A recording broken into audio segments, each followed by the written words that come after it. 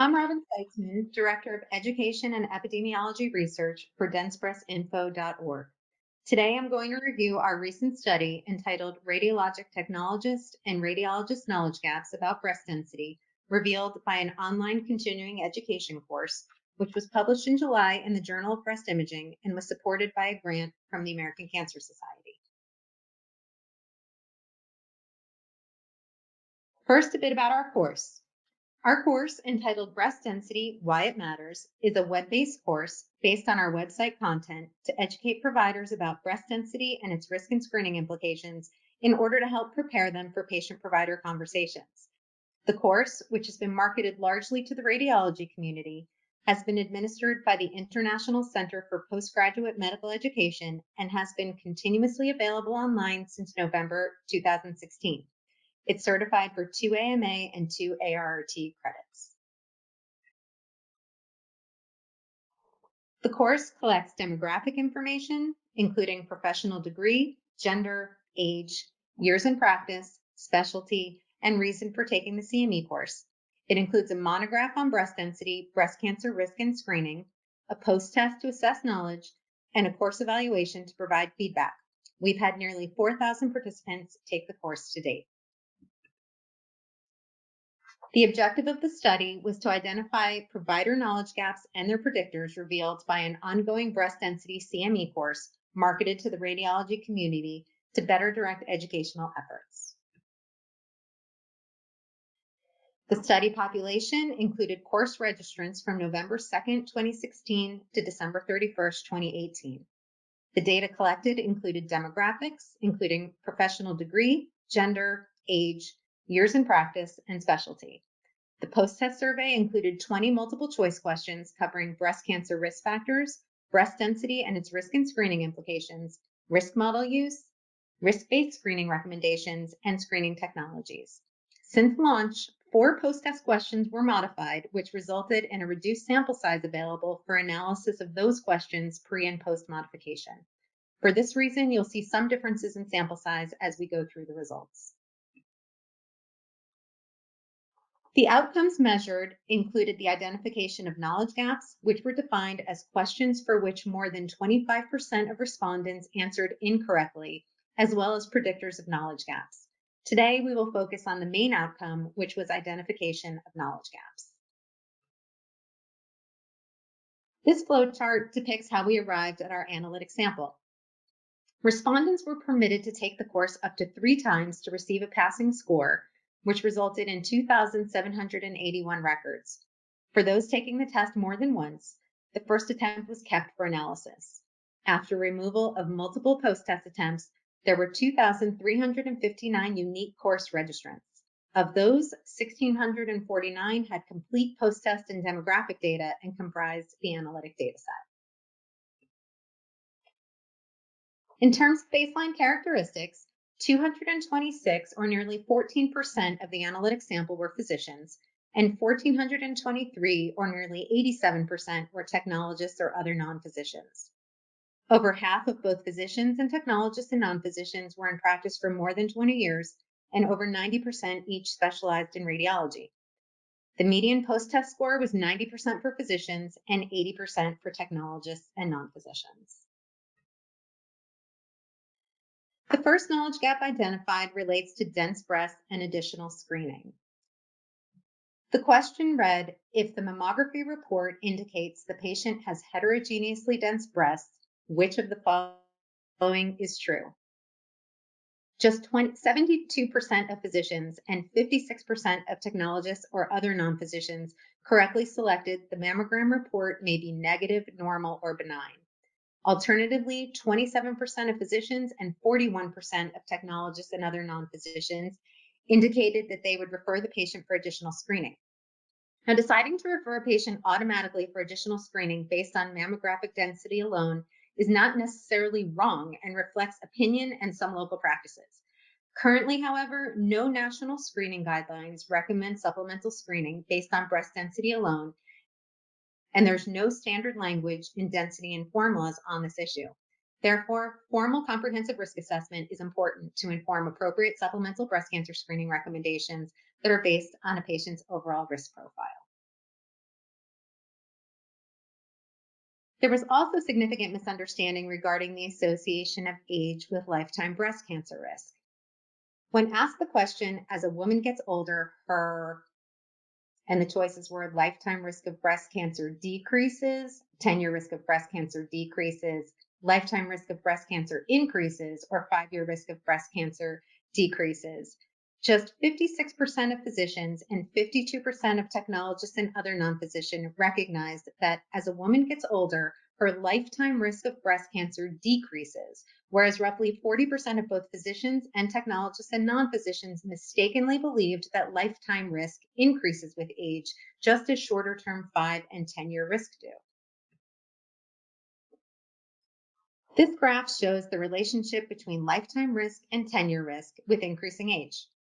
As you can see from the orange line, the top line, at age 20, lifetime risk of developing breast cancer is about 13%, assuming the woman is cancer-free, which starts to drop after age 40, decreasing to 3.76% at age 80.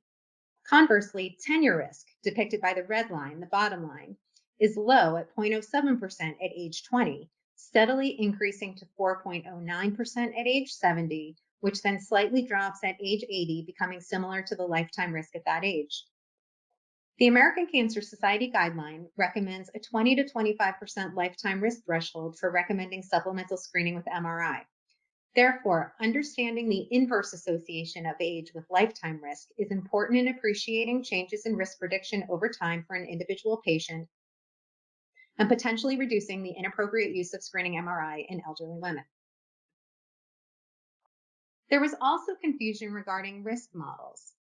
When asked to select whether it was true or false that most commonly used risk model calculators include breast density as a risk factor, just over 75% of physicians correctly recognized that this was false, indicating that it is not a knowledge gap in physicians. However, in contrast, just 56% of technologists recognized that most commonly used risk model calculators do not include breast density as a risk factor. The Tyrer-Cuzick and the Breast Cancer Surveillance Consortium risk tools both include breast density as a risk factor. Importantly, the Gail model, which is the most commonly used model, does not.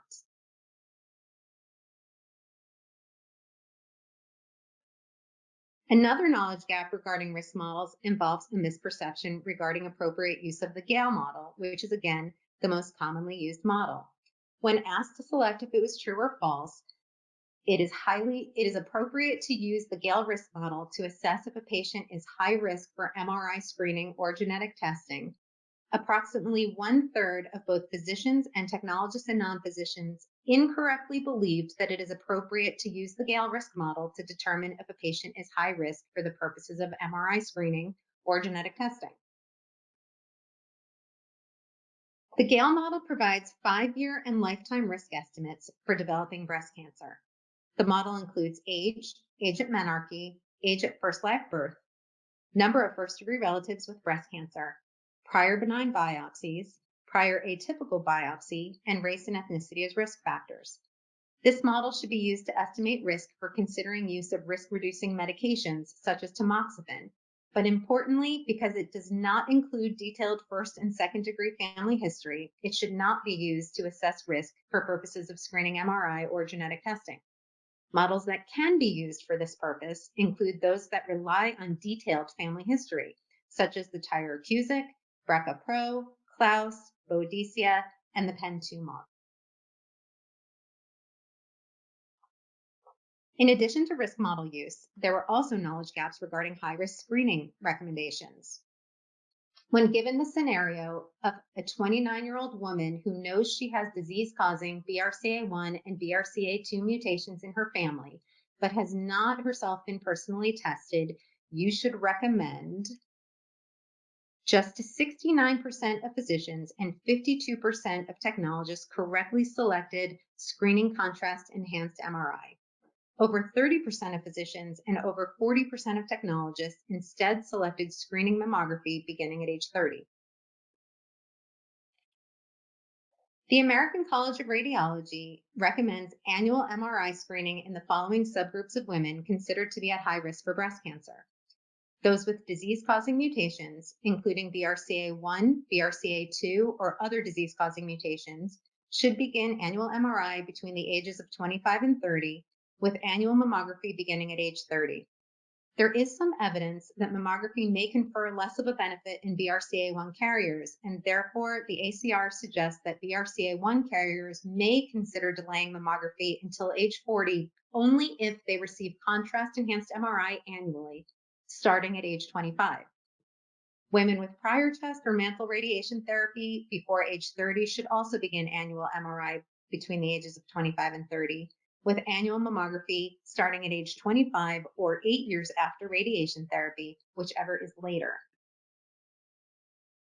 Women with a calculated lifetime breast cancer risk of at least 20% by models that include detailed family history, again, such as the Tyrer-Cuzick, BRCA-Pro, Boadicea, Klaus, or PEN2 models, but not the Gail model, should also begin annual MRI between the ages of 25 and 30. In 2018, the ACR newly endorsed annual MRI in women with a personal history of breast cancer and dense breasts, or those who were diagnosed with breast cancer by age 50. Women diagnosed after 50 without dense breasts, or those with LCIS or atypia on a prior biopsy may also consider annual MRI. A knowledge gap regarding screening technologies was also observed. When asked this question that read, multiple studies have shown that blank is nearly equivalent to MRI in its ability to detect breast cancer and is superior in cancer depiction to standard mammography, just 65% of physicians and 53% of technologists and other non-physicians correctly selected contrast-enhanced digital mammography. Importantly, over 30% each of physicians and technologists and non-physicians selected 3D mammography or tomosynthesis, indicating an overestimation of its sensitivity. A meta-analysis including 13 studies that compared the performance of contrast-enhanced digital mammography with MRI found that the pooled sensitivity of each modality to be equivalent at 97%, with the pooled specificity of contrast-enhanced digital mammography to be slightly higher at 66% versus 52% for MRI. This table shows the incremental cancer detection rates of tomosynthesis, ultrasound, and MRI after standard 2D mammography in women with dense breasts. In the first row, you can see that adding tomosynthesis after 2D mammography results in an incremental cancer detection rate of about 1.7 per 1,000 women screened. And importantly, but not shown here, is the fact that it hasn't been shown to significantly increase detection in women with extremely dense breasts. Compare this to MRI, the bottom row, which results in 16 additional cancers detected per 1,000 women screened. Ultrasound results in an additional 2 to 2.7 cancers detected per 1,000 women screened. The results of this analysis reveal that important knowledge gaps about breast density, risk, and screening exist among radiologists and radiologic technologists, with confusion about risk assessment and supplemental screening most prominent. Understanding the different risk assessment tools available and their respective clinical indications for use is critical in making appropriate risk-based screening recommendations. The misunderstanding regarding the appropriate recommendation for MRI in high-risk women we observed is consistent with findings in previous studies, several of which have been conducted in referring providers. Therefore, when appropriate, including a recommendation for MRI or other supplemental screening in the mammography report would be prudent. An important finding was the overestimation of the sensitivity of tomosynthesis, which may contribute to underutilization of supplemental screening, including MRI for high-risk women and ultrasound for women with dense breasts who are otherwise not considered high risk. Other factors that may lead to MRI underutilization include its high cost, the lack of insurance coverage, access to MRI, the requirement for IV contrast, claustrophobia, and anxiety. Other factors contributing to the slow uptake of ultrasound include lack of national guidelines regarding the use of ultrasound in women with dense breasts and lack of insurance coverage. In conclusion, important knowledge gaps regarding breast density, breast cancer risk assessment, and breast cancer screening exist among radiologists and radiologic technologists. Our findings support those of previous studies and indicate that comprehensive proper risk assessment and screening MRI in high-risk women may be underutilized. Therefore, continued development of targeted, medically sourced educational resources to facilitate well-informed, shared decision-making between patients and providers is important to ensure that patients are recommended for appropriate breast cancer screening based on their personal risk profile. There are several implications of this study for radiologists and radiologic technologists. Addressing knowledge gaps among radiologists is important, especially because referring physicians often rely on radiologist recommendations to guide their decisions to order supplemental screening for their patients, and knowledge gaps among radiologists may result in reports that do not include appropriate supplemental screening recommendations. And while radiologic technologists don't make screening recommendations, they do often collect risk factor information and are often the only healthcare provider a patient interacts with during breast screening, particularly at breast centers that batch read their mammograms. Therefore, their comfort in discussing risk factors and screening technologies may benefit patients. Because the breast imaging team and referring providers are both involved in a woman's screening mammogram, it's important that referring providers are comfortable making appropriate recommendations independently rather than relying on the radiology report, which may not always include appropriate supplemental screening recommendations. Therefore, we followed this study with a similar analysis to identify knowledge gaps among referring providers, which we will soon be submitting for publication. I want to thank you for your time and attention today. For more comprehensive information about breast density, risk, and screening, please visit our website at www.densebreast-info.org. Thank you so much.